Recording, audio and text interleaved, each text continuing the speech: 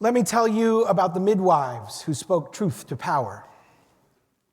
Pharaoh had enlisted them to help him in his genocidal scheme. When you deliver Hebrew women, if it's a boy, kill him. If it's a girl, let her live.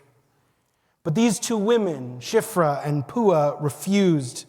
These were Egyptian women, raised in a culture of oppression, taught to see the Hebrews as subhuman, but they had justice in their hearts, so they delivered every baby safely.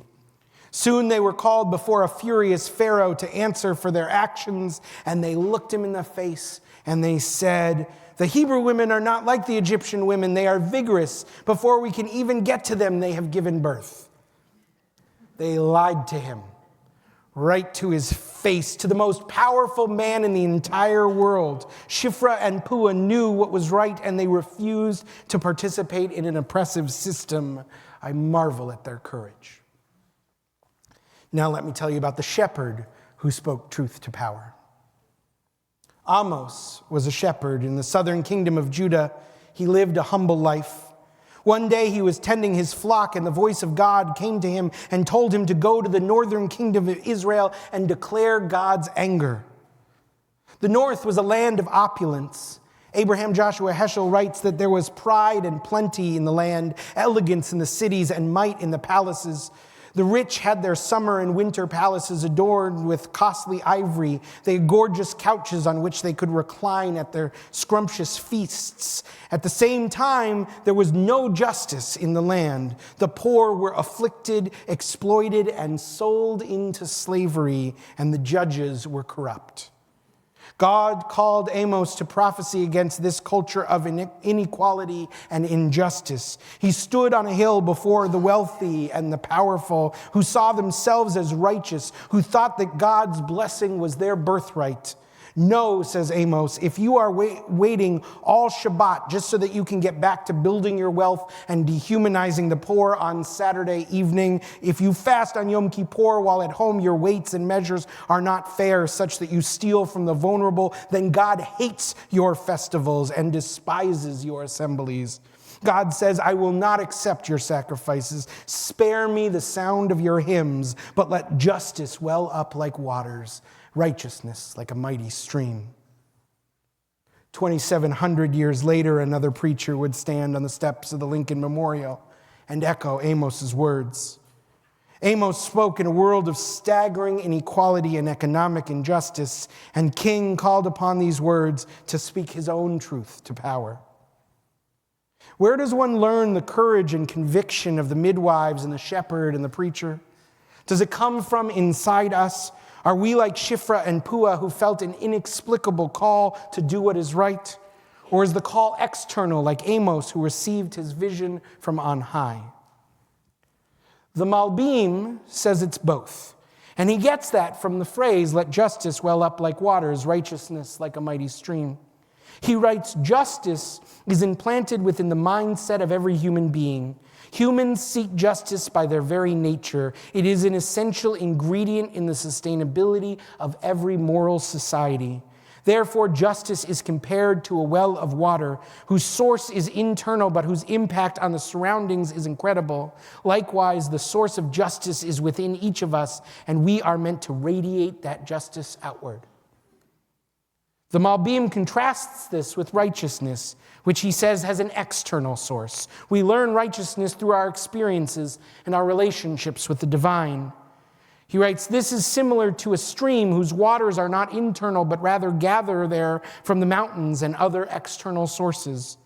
Our sense of righteousness gathers from the lessons of our traditions, the values of our ancestors, the weight of our experiences. And so when Amos and King call upon our justice and righteousness, they are speaking both about the well that springs within us and the stream of tradition that carries us forward. Now let me tell you about the students who spoke truth to power. Last weekend, I had the honor to take 8 of our synagogue's teens to the Litakain Social Justice Seminar in Washington, D.C. For the past 4 decades, the Religious Action Center of Reform Judaism, our movement's advocacy and justice arm, has run this fantastic program that brings together teens from all over the country. Beginning on Friday, students spend 3 days learning about the American legislative process and our movement's approach to various social justice issues, including economic justice, reproductive freedom, LGBTQ rights, and climate justice. Then, on Monday morning, these well-informed and newly empowered teens go to Capitol Hill and lobby the offices of their senators and representatives on the issues they care passionately about. Our participation in this program is made possible in part through the support of several endowment funds, including the Robert I. Kahn Social Justice Fund, the Florence and Ben Blum Leadership Fund, and the Hoffman Nathan Youth Fund. And it could not happen without Becca Schwartzberg, our Assistant Director for Youth and Young Adults, who works so hard to plan the logistics and make sure our teens have a marvelous experience. Thank you, Becca. The Litakane Seminar lies at the intersection of the well of justice and the mighty stream of righteousness. We are there to cultivate the voice of justice that is inherent in each of us, as well as to swim in the wisdom of Reform Judaism's prophetic call for righteousness.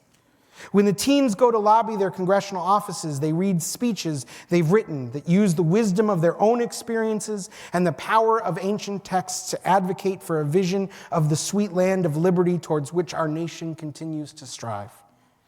Tonight, I've invited 3 of our teens to share pieces of their speeches that they read in the offices of Senators Cornyn and Cruz and Representatives Fletcher, Turner, and Hunt. I suspect you will find them as moving as I did. Our Temple's teens ended up selecting 2 vital issues to lobby on: mental health and Israel. Our first group, made up of Miles and Madison Spitz, Micah Gabelnick, Adrian Smith, and Hallie Jacobs, spoke about the mental health crisis among America's youth. They told powerful stories about the deaths by suicide that have shaken almost all of their schools, and they advocated for the Mental Health for Students Act that would increase funding and programs for students in schools across America.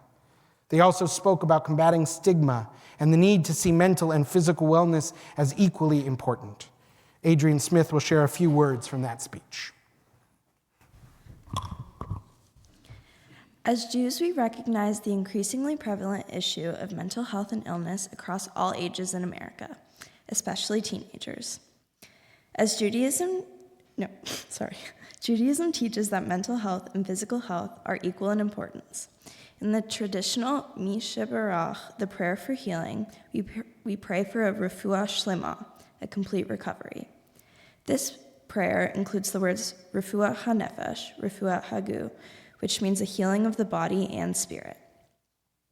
Additionally, Judaism teaches that the government has an obligation to ensure that all people can access health care, including mental health care. In fact, Maimonides, a revered Jewish scholar and physician, placed healthcare first on his list of the 10 most important communal services a city must offer its residents if the city is to be found worthy for a great scholar to live there. We learn from our prayers and scholars that mental health is as crucial as physical health. Access to mental health care is critical for the overall health of American citizens. Our second group spoke about Israel. Dahlia Gabelnick, Misha Marmo, and Sophia Gurvich shared their own experiences in Israel and asked the members of Congress to continue to send aid to both Israel and Palestinians. And they called for a negotiated ceasefire and the return of hostages. This was 5 days ago, and I'm not saying our kids were the deciding factor or anything, but if I were them, I'd feel pretty powerful right now. 2 of our teens, Misha Marmo and Dahlia Gabelnick, told stories about their feelings on the Shirley Barish Memorial Israel experience this past summer and how it shaped their views on Israel and the current crisis. Over the summer, I had an amazing opportunity to go on a teen Poland and Israel trip with my congregation. When the plane's wheels touched a runway in Israel, my first thought was that I am so close to where the hostages are being held captive. My heart suddenly felt dull. The hostages are experiencing a person's worst nightmare, and I was going on a fun trip with my friends. I was also thinking about my old camp counselors who live in Israel. Do they feel afraid every day? What is life like for them living in a country at war? I was about to have one of the best summers of my life in Israel, and all I could think about was everyone's safety and how their lives changed in a second. Eventually, my brain calmed down, and we arrived at our gate, and I went on to have an amazing experience with my friends. The night I got home from the trip, I saw the clock said 11:11, so it was obviously time to make a wish. I wished for the hostages to go home, and from that night forward, I wished for that every time the clock struck 11:11.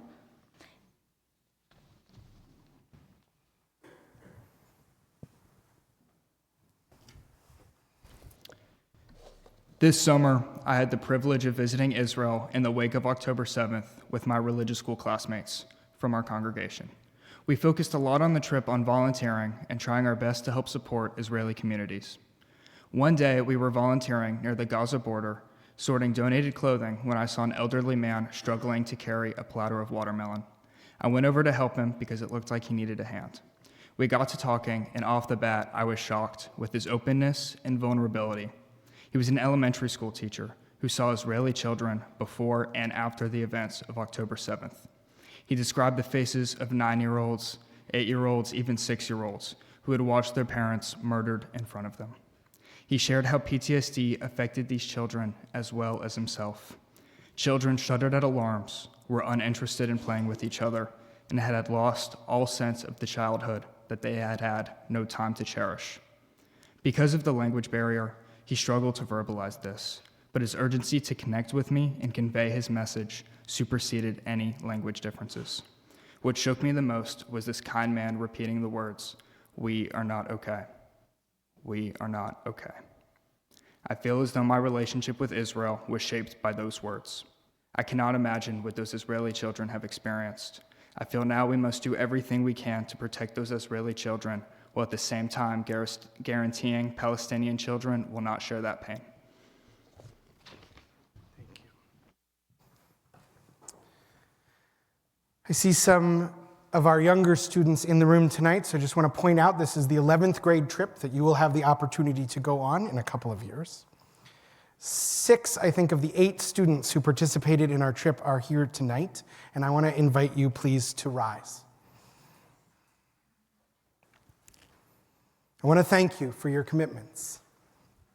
You brought the fullness of your hearts to the sacred work of justice. You represented our congregation so courageously.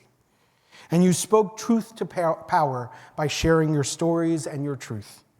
Telling these stories, the ones we heard tonight and all the stories you shared over the weekend, requires vulnerability and bravery. And your congregation is so proud of you. Yasher Koach. Let's give them a hand. Yeah?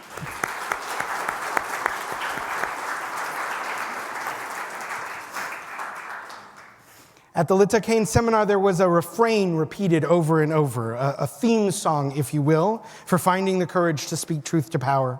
It's by Cantor's friend Alana Arian. Her song reminds us that each of us have a voice, that our voices are powerful, and that together our voices can change the world. Tonight, let us all be inspired by all the voices of courage that echo through our tradition, the midwives and the shepherd and the preacher, and most especially these teens.